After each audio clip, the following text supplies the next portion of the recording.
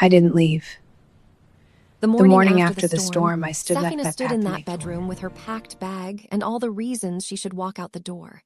The debt, the control, the ghost of a dead woman in every room. She unpacked instead. Mrs. Shin found her there, told her there were 3 others before her. 3 women he'd bought, told about his wife, and watched leave within a month. Sefina was the first who stayed the night after finding out. 66 days left on the contract. 66 days to figure out if what she felt was real or just Stockholm Syndrome dressed in silk. That evening at dinner, he was subdued. They ate in silence for 20 minutes, the only sound the quiet clink of silverware against china. Finally, Sefina broke the silence. "I'm not your wife." He looked up slowly, like coming back from somewhere far away. "I know." "Then stop punishing yourself for her death by starving yourself of me." His fork paused halfway to his mouth. "What makes you think I want you?" "Because you bought me. Because you feed me, watch me, teach me. You just won't touch me. That's not control, that's fear." He set down his fork with careful precision. Stood. His voice was tight, controlled in a way that suggested how close he was to losing that control. "You don't know what you're asking for." "Then teach me." Sefina stood too, facing him across the table, across the impossible distance he'd maintained between them for 3 weeks. "Isn't that what you do? You teach. Posture, packing, wine, conversation. Teach me what you're actually afraid of." For a moment she thought he'd leave, thought he'd exercise that perfect control and walk away and leave her standing there like a fool.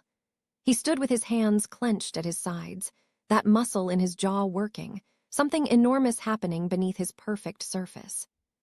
Then he looked at her, really looked at her, not the calculating assessment but something rawer, more honest, and she saw the shift happen in real time. 3 days, he said. 3 days to decide if this is what you want. If you're still here, if you still want this after thinking about it clearly without me pushing, I'll show you.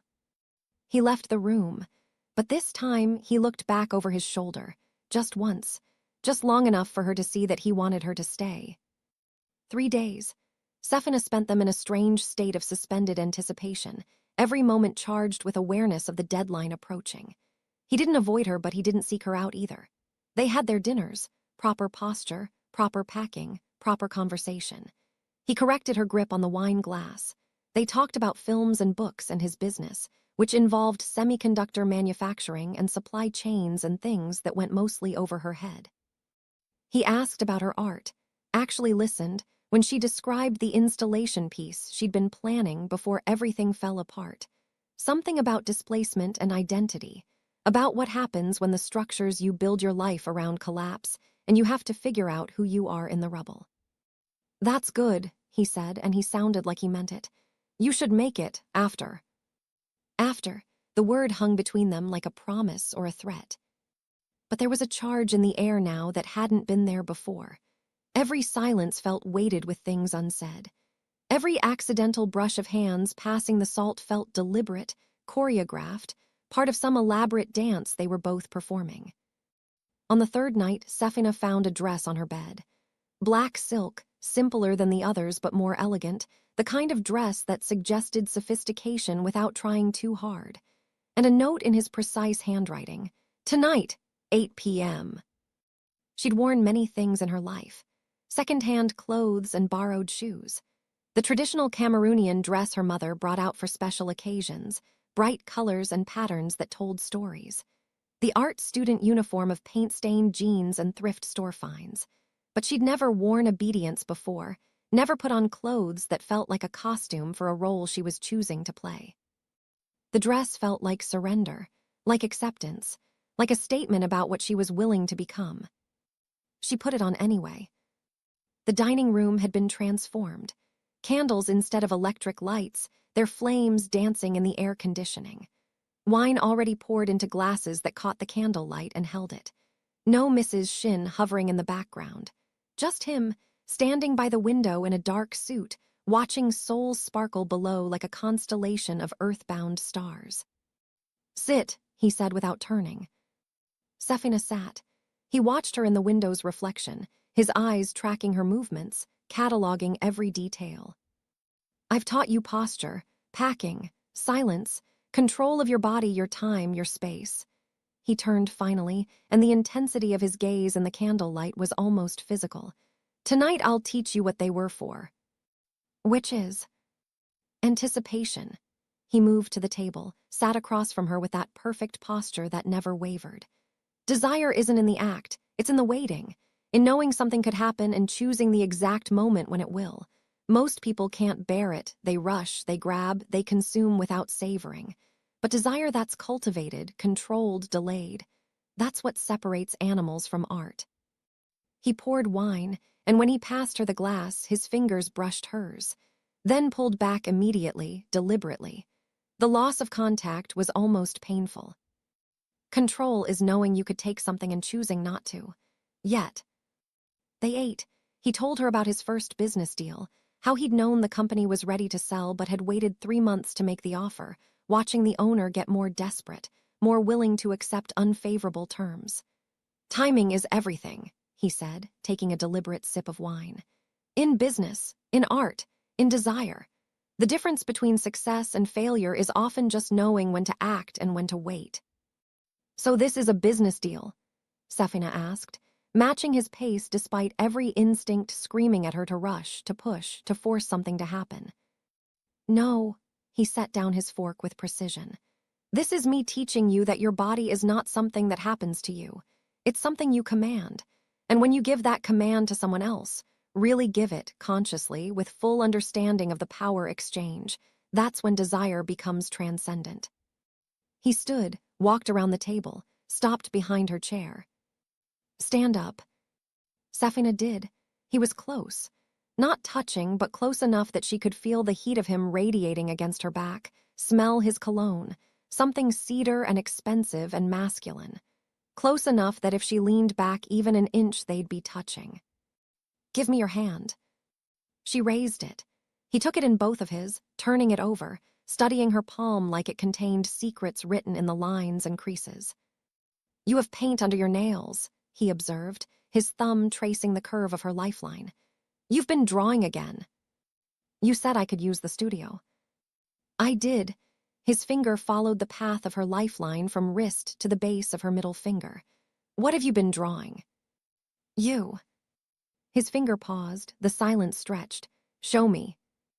They went to the studio, a room Safina had discovered in week 2, filled with supplies she hadn't purchased, but that had been waiting for her like he'd known she'd need them, like he'd planned for her to find this space and claim it. Her sketchbook was open on the desk, and yeah, half the pages were studies of him. His hands on the wine glass, the line of his jaw, the way he stood at windows, always looking out, never seeming to see what he was looking at, the loneliness that surrounded him like an atmosphere. He flipped through slowly, his face unreadable. You see me as lonely. You are lonely. And you want to fix that. I want to understand it. He closed the sketchbook, turned to her.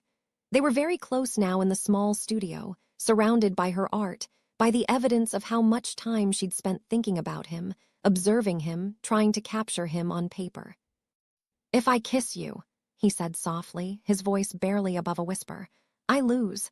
If you beg me to, you lose, so we wait. How long? He leaned close enough that she could feel his breath against her cheek, see the silver threads in his dark hair, count his eyelashes, feel the magnetic pull of him like gravity. 1 inch away. Less. Until neither of us is keeping score. He pulled back, stepped away. The loss of his proximity was physical, like someone had removed a heat source, like stepping from sun into shadow. Safina's hands were shaking. Her breath was coming too fast. Go to bed, Safina. Your door stays open. He left her there, trembling and furious and aching with something she didn't have words for. He hadn't kissed her. He'd barely touched her, but she felt him everywhere, in her pulse, her breath, the hollow feeling in her chest that no amount of air could fill. That night, lying in her doorless room, Safina understood what he'd been teaching her. Desire wasn't about the having. It was about the wanting. The exquisite torture of knowing something was possible and choosing to wait. He was ruining her for anyone else. Not by taking her body, but by teaching her what it felt like to be this completely, consciously, deliberately wanted and still untouched. It was cruel, it was brilliant, and she wanted more. The next 2 weeks were excruciating. He escalated the lessons with the precision of someone conducting an experiment, collecting data, adjusting variables. He taught her to dance, his hand on her waist, guiding her through complicated steps in the empty ballroom, never quite pulling her close enough. Dancing is negotiation, he said as they moved together. One person leads, one follows, but both have to agree to the partnership. The moment one person forces, it stops being dance and becomes assault. He taught her about Korean poetry, reading lines about longing and separation in his precise, accented English, his eyes on hers the entire time. The best poetry is about absence, he said. About the space between what you have and what you want. Presence is easy to describe. Absence requires art. They watched films on the couch in his study, inches of space between them that might as well have been continents. He chose movies about desire and restraint, In the Mood for Love, The Handmaiden, Burning. Notice how the tension builds, he said during one film, not looking at her. How much more powerful the almost touch is than the consummation. Every night he passed her open door. Some nights he paused for seconds. Once for a full minute while she pretended to sleep, hyper-aware of his gaze on her, of his presence in her doorway, of the choice he was making not to enter. I know you're awake, he said that night. Sefina opened her eyes. He was silhouetted in the doorway, just a dark shape against the hallway light. 43 days left, he said quietly. Then you're free. I don't feel free now. You are. You could leave any time. The door is unlocked. It's always been unlocked. Could I? She sat up. Or would there be consequences, the contract, the penalty? I'd forgive it, all of it, if you asked. He stepped into the room for the first time since that first night, and Sefina's heart rate spiked. But you don't ask, why? Because she wanted this. Whatever this was, this exquisite torture of being seen and taught and desired and denied. She was addicted to the waiting, the building, the certainty that something was coming even if she didn't know what or when. Because I want to see what happens when the contract ends, she said. He smiled, actually smiled, and it transformed his face into something almost warm. Good, so do I. Week 8, 30 days left. Sefina found him in the studio one afternoon, looking at her drawings. She'd been working on something new, not studies of him this time, but an abstract piece about structures and freedom, about cages you build yourself. You've gotten better, he observed without turning around. More confident in your lines, less hesitation. I had time to practice. What will you do? He turned finally. After, when the 90 days are up. The question hung there, heavy with implications. Sefina hadn't thought about it, she realized. Hadn't planned beyond the end date because some part of her didn't believe there would be an after, didn't believe this could end. I don't know, she admitted. You should think about it, you'll need to decide soon. He moved closer. Whether you want to be free of this, free of me. What do you want? That's not a question you should be asking right now. Why not? He crossed the room until he was standing close again, her new normal, this constant proximity without contact. Because if I tell you what I want, you might choose it to please me. And then we're back where we started. You doing what's expected, me controlling someone I claim to care about. What if I want you to control me? His eyes darkened, pupils dilating. Want is complicated. Want can be manufactured. I've spent 60 days teaching you to want this, me, the anticipation, the structure. Is it real? Or is it Stockholm Syndrome dressed up in silk? Does it matter? Yes. He touched her face then, finally, actually touched her beyond that one hand holding in the dining room. One hand cupping her jaw, thumb brushing her cheekbone, his palm warm against her skin. Because in 30 days you walk out that door. And if you come back, it needs to be because you chose me, not because I shaped you into someone who couldn't choose anything else. His thumb traced across her lower lip, a touch so light it was almost not there. Sefina's breath caught. He pulled his hand back like she'd burned him. 30 days, he repeated. Then we'll see. 20 days left. He changed, became distant in a way that was worse than the controlled proximity had been. Their dinners shortened. The lessons stopped. He worked late, came home after she'd gone to bed, or pretended to. When they did see each other, he was polite. Distant. Like she was a stranger staying in his house, someone he had no particular interest in or connection to. Safina hated it. Hated the loss of his attention more than she'd hated anything about the control. At least the control meant he cared. This politeness was worse than cruelty. This indifference felt like death. "What did I do?" she finally asked, cornering him in his study one night when he'd come home late again, when he'd tried to slip past her room without stopping. "Nothing. This is what I should have done from the beginning." "What? Ignore me." "Give you space. Let you remember who you are without me shaping you every moment." He looked tired, older, lines around his eyes that she hadn't noticed before. "In 20 days you need to make a choice, but it only counts if you've had time away from me, time to think clearly." "I don't want to think clearly. I want." "I know what you want, but want isn't enough." He stood, putting the desk between them like a barrier. "Good night, Safina." So she went, because even in refusing her, he was teaching her something. That desire without distance was just dependency. That to truly choose someone, you had to know yourself without them first. The days passed like pulling teeth. Safina used the time to actually draw again, real pieces, not studies of him. She reconnected with one friend from university via phone, carefully avoiding the question of where she was living now, what she was doing. She read the contract again, noticed things she'd missed the first time, like the visa timeline. In 15 days, the contract ended. In 30 days, her visa expired. He'd built in a natural deadline. She couldn't stay in Seoul without either him sponsoring her, finding another sponsor, or leaving Korea entirely. The layers of control revealed themselves even in his absence. Even in giving her space, he was orchestrating the situation. Even in stepping back, he was still pulling strings. The realization should have made her angry. Instead, it just made her tired. 10 days left. He slowly re-engaged, but differently. Instead of teaching, he asked questions. "What do you want to do, after?" "I don't know." "You should think about it. The visa expires in 28 days. First time he'd acknowledged the clock they were both watching. First time he'd put that pressure into words. "I could help with that," he continued carefully. "Sponsor a work visa, or," he paused, "other options, but I won't offer them. You need to choose me without me having leverage." "That's still control," Safina said. "Controlling by not controlling." He smiled sadly. "Yes, I can't escape what I am. I can only hope you choose it anyway." 5 days left. The studio conversation. "You've gotten better at this," he said, studying her latest piece. An abstract representation of a cage with the door open, the bird still inside.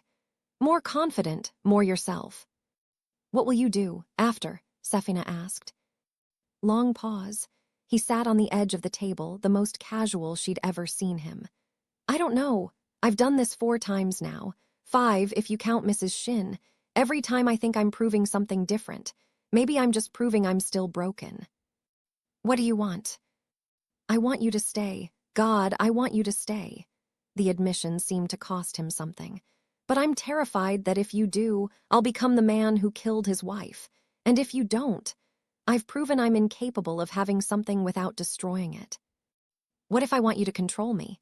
Safina moved closer. "Want is complicated when one person owns the other. Even temporarily. The contract ends in 5 days. And your visa in 23. I could sponsor a work visa or a marriage visa. Both would require you to stay. Both would give me power over your legal status. So I won't offer either. You need to choose me without me having leverage." "That's still control. Controlling by not controlling." He smiled sadly. "Yes, I can't escape what I am. I can only hope you choose it anyway." Day 88, the penultimate night. Safina couldn't sleep. Had been wandering the house, memorizing it, saying goodbye to it in her head. Tomorrow she'd have to decide, walk out and be free, or stay and... What? They'd never discussed what happened after. Another contract, something real, nothing at all. She found him in the piano room, sitting at the bench, not playing, just sitting with his hands on the keys like he was trying to remember how. "I lied," he said without turning. "When I said this was an experiment to prove I could let you go, that was a lie." Sefina stepped into the room, crossed to the piano. Then what was it? Test to see if anyone could want me for something other than money or status or what I could give them. If someone could see all my broken, controlling parts and still choose to stay. He finally turned, and his face was raw, vulnerable in a way that made her chest ache. "My wife didn't kill herself because I controlled her.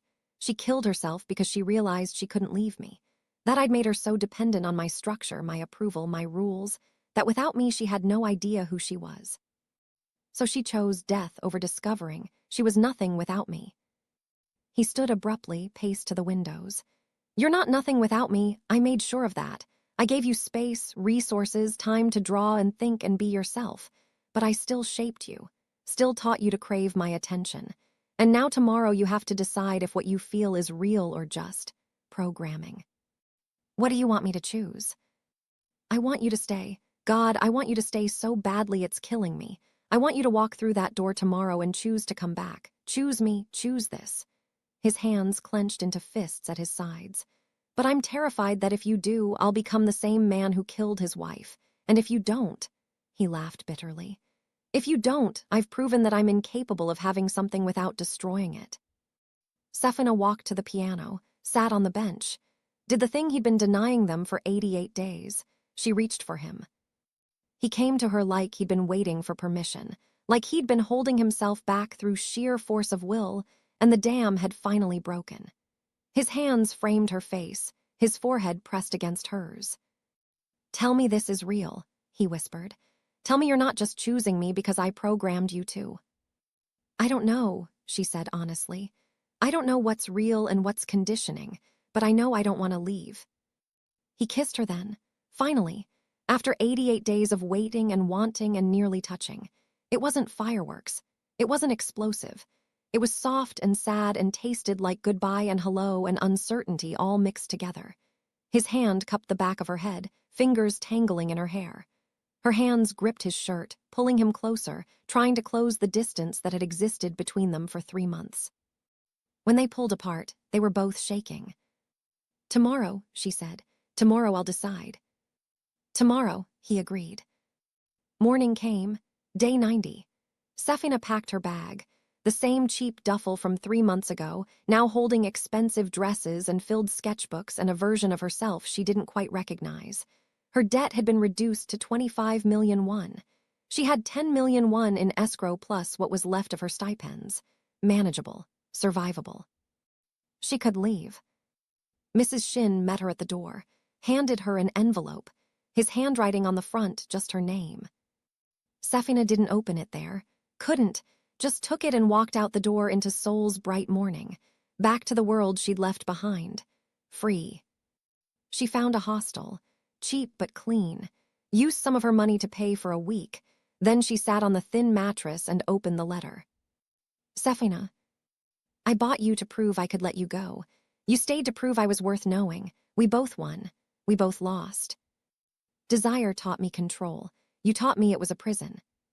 Don't come back, not because I don't want you to, God, I want you to, but because if you do, it should be your choice. Not mine, not a contract, not an obligation, not a visa crisis forcing your hand. I've arranged for a work visa sponsorship through an independent art gallery. Gallery Jeong in Itaewon. Director Jeong owes me a favor. She'll offer you a 6-month contract as artist in residence. It's real work, real pay, 4 million won per month. Real independence. No strings to me. Your visa is handled. Your debt has a payment plan, 1 million won per month for 25 months, interest-free, deducted from your gallery salary. You're free, actually free. If you walk through my door again, it won't be as someone I bought. It will be as someone I chose and who chose me back. The door is unlocked. It will stay unlocked. But I need you to find yourself outside these walls before you decide if you want to return to them. Take your time, I'll wait. Jun-seok. P.S. the security cameras in the hallways. I had them turned off on day 45. You were never being watched after that. The open door was only ever about my trauma, not my control. You could have left any night. Safina read it 3 times, 4 times, felt something in her chest crack open, relief or grief or both. He'd set her free, actually free, not just theoretically, not just in words, but with a job and a visa and a path forward that didn't require him at all. The question was whether she wanted that path, or whether she wanted him. 3 weeks passed. Safina took the gallery job. It was real, just like he'd promised. Director Jeong was professional, demanding, treated her like an artist rather than a commodity. The work was challenging. The other artists were talented and welcoming. The studio apartment the gallery provided was small but hers. She reconnected with friends from university, carefully navigating questions about where she'd been. Started therapy with a counselor who specialized in trauma and complicated relationships. Drew real pieces for a show, not studies of him, but explorations of themes that mattered to her. Displacement, identity, the structures we build and the structures that build us. Every night she thought about the unlocked door, about the man who'd bought her to prove he could be better than his worst self, about the question that still hung between them. Could love be real when it started in captivity? Could desire be authentic when it had been so carefully taught? She didn't know yet, but she was learning. And when she did decide whether to walk through that door or close it forever, it would be hers. Her choice, her desire, her life. Maybe that's what he'd been teaching her all along. 6 months later, Safina stood outside the mansion at midnight. She'd thought about this moment for weeks, planned what she'd say, rehearsed the conversation in her head until the words felt smooth and practiced. But now that she was here, standing in front of the door she'd walked out of half a year ago, everything she'd planned evaporated. The door was unlocked. She knew it would be. He'd promised. She walked in.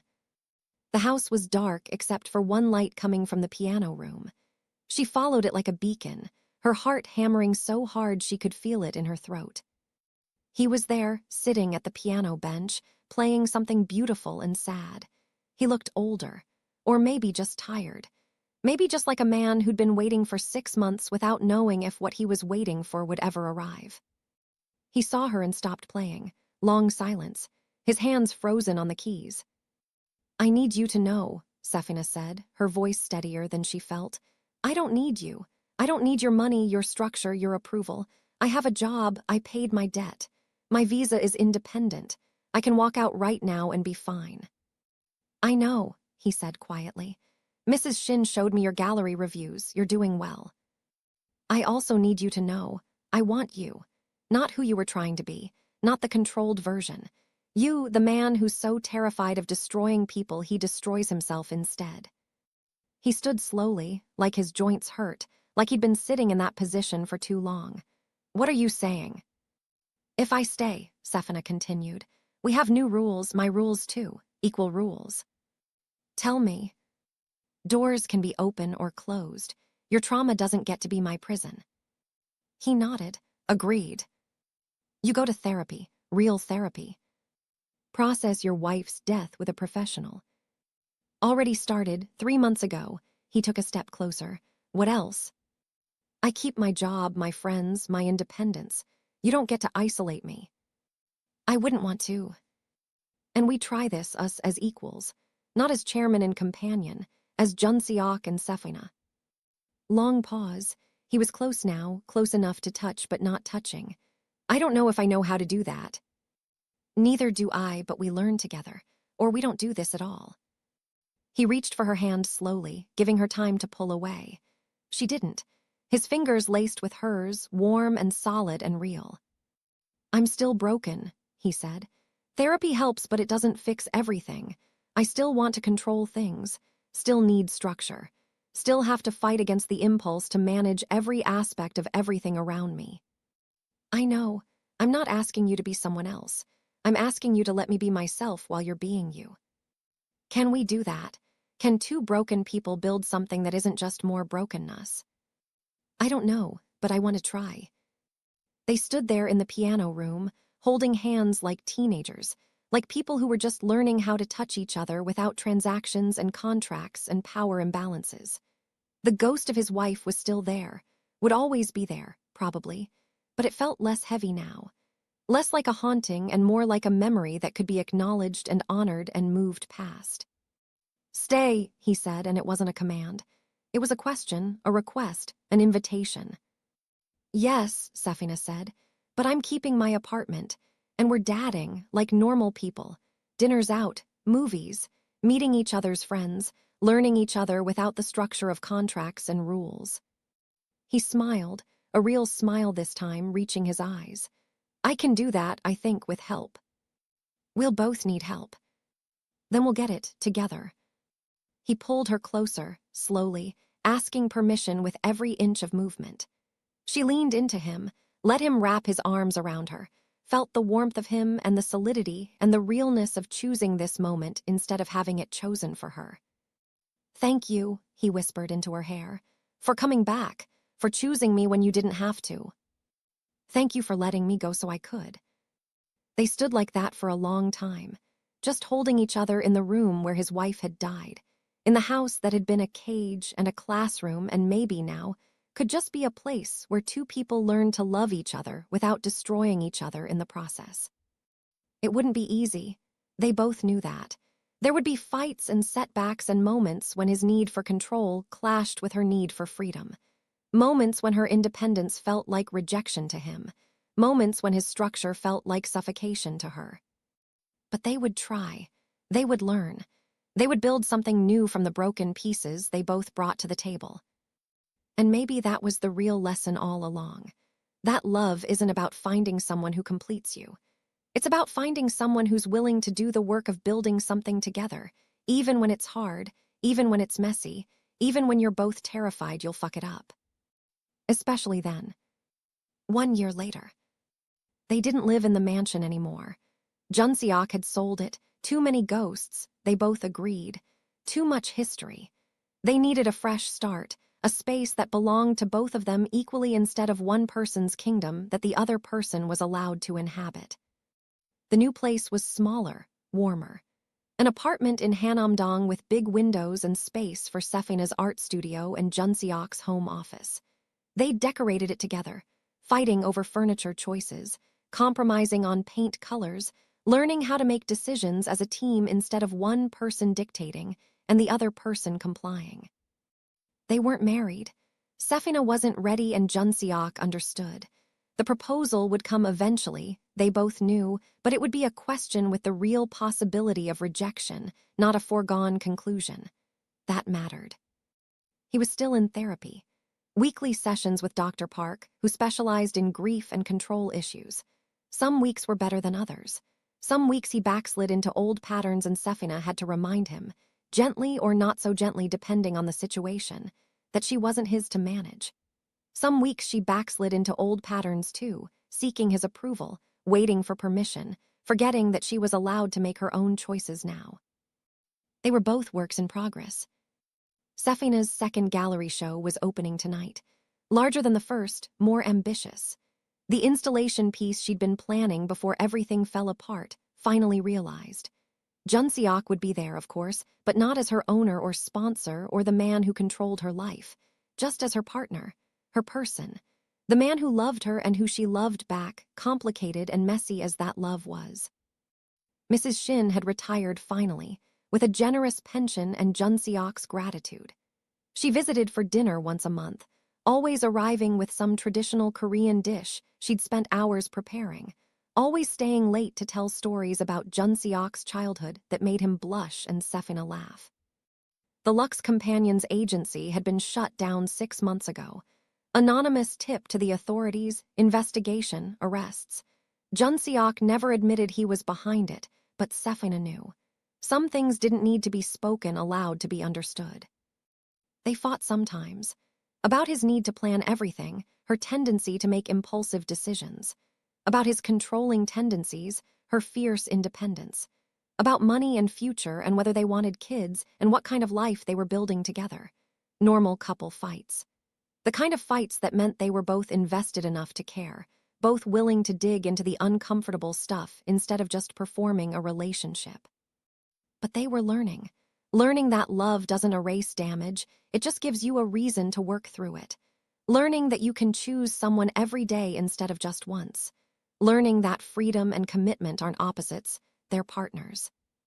Tonight, standing in her gallery surrounded by her art, Jun-seok's tonight, standing in her gallery surrounded by her art, Jun-seok's hand warm in hers, Sefina felt something she hadn't felt in years. Pride. Not the desperate, defensive pride of someone trying to prove they hadn't been broken. Just quiet satisfaction in work well done, in a life being built piece by careful piece. "You're starring," Jun-seok murmured, his thumb tracing circles on the back of her hand. "I'm memorizing," she corrected. "This moment, this feeling." "And what feeling is that?" "Free," she said simply. He smiled, brought her hand to his lips, kissed her knuckles. "You always were, I just had to learn to see it." The gallery was filling with people, critics, collectors, other artists, friends from her university days who'd stuck by her through everything. Jun-seok started to pull away, to give her space to work the room, to be professional. Old habits. She held on. "Stay." "Are you sure? I don't want to." "I'm sure. Stay with me." So he did. Not hovering, not managing, not controlling. Just present, just there. Her partner in the truest sense of the word. Director Jeong approached with a couple interested in the main installation. The piece about cages and freedom, about structures that contain and structures that support, about the difference between a prison and a home being nothing but choice. "The artist is here," Director Jeong said with barely concealed pride. "Sefina, these are the Kims. They're very interested in acquiring the piece for their corporate collection." Sefina launched into her explanation of the work, her artistic intention, the materials and process. Jun-seok listened with genuine interest, not the performed attention of someone humoring their partner but real engagement with her ideas. When she finished, he added his own observation, something about the use of negative space, the way absence created meaning. That was insightful enough that the Kims nodded thoughtfully. They bought the piece. Full asking price, no negotiation. Sefina's biggest sale to date. After the Kims left, Jun-seok pulled her into a quiet corner of the gallery. "I'm proud of you," he said, and she could tell he meant it. "Not because you sold a piece, because you built this. Your career, your reputation, your life, you built it yourself."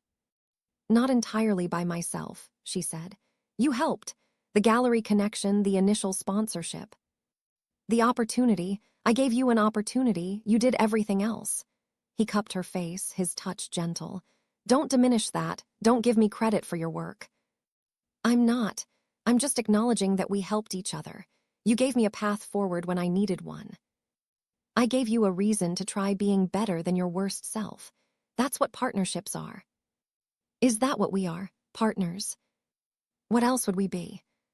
He hesitated, like he was weighing whether to say what he was thinking. Finally, "I bought you a ring." Sefina's heart stuttered. "What?" 3 months ago, it's in my desk drawer at home. I look at it sometimes and wonder if I'm ready, if you're ready, if we're ready." He brushed a strand of hair behind her ear. "But then I remember that you set the timeline for this. You decide when and if. I just wanted you to know it's there, when you're ready, if you're ever ready." "Are you proposing?" "No, I'm informing you that a proposal is available should you want one. See, I'm learning. Questions instead of statements. Options instead of commands." She laughed, surprising herself. "You're ridiculous." "I'm trying. Is it working?" "Yeah," she said, pulling him down for a kiss that was definitely not appropriate for a gallery opening, but that she gave him anyway. "It's working." They pulled apart. He was grinning like an idiot, all that careful control abandoned in favor of genuine happiness. She'd done that, made him happy, not through obedience or performance, but through choice, through staying when she could have left, through coming back when she could have stayed away. "I should get back to work," she said. "People to schmooze, art to sell." "Go, I'll be here." "Promise." "Promise, I'm not going anywhere." She believed him. That was the thing. After everything, After the control and the manipulation and the careful reshaping of her desires, after the leaving and the coming back and the year of learning how to be together without the structure of contracts and transactions, she believed him. Not because she was naive, not because she'd forgotten what he was capable of, but because she'd seen him fight against his worst impulses every single day. Seen him go to therapy and do the work and catch himself when he started slipping into old patterns. Seen him choose her happiness over his need for control, over and over again. People could change, not completely, not into entirely different people, but they could learn, they could grow, they could become better versions of themselves if they wanted it badly enough and were willing to do the work. Jun-seok was doing the work, so was she, and together they were building something real. The rest of the opening passed in a blur of conversations and sales and congratulations. Sefina sold 3 more pieces, received commissions for 2 more, and got invited to participate in a group show in Tokyo next spring. Success by any measure. The kind of night that would have seemed impossible 18 months ago when she was lot 17 standing on a platform being sold to the highest bidder.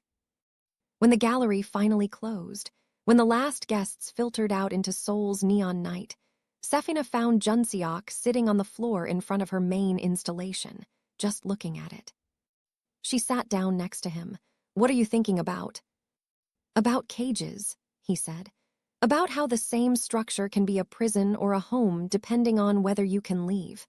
About how I built cages for everyone I loved and called it protection. About how you taught me the difference." "I didn't teach you anything. You learned it yourself." "You gave me a reason to learn. That's the same thing." They sat in comfortable silence, shoulders touching, watching the play of light on her installation. Tomorrow they'd go back to their apartment, to their separate but intertwined lives, to the daily work of being partners. Next week, Jun-seok had a business trip to Singapore and Sefina had a commission deadline. Next month, they were visiting her mother in Cameroon. The first time Jun-seok would meet her family, the first time Sefina would go home in 3 years. Life, regular, complicated, beautiful life. "Thank you," Sefina said quietly. "For what?" "For letting me go, for giving me the choice to come back, for doing the work to be someone I could choose. Thank you for coming back, for choosing me when you didn't have to, for believing I could be better. You are better. I'm trying to be, every day.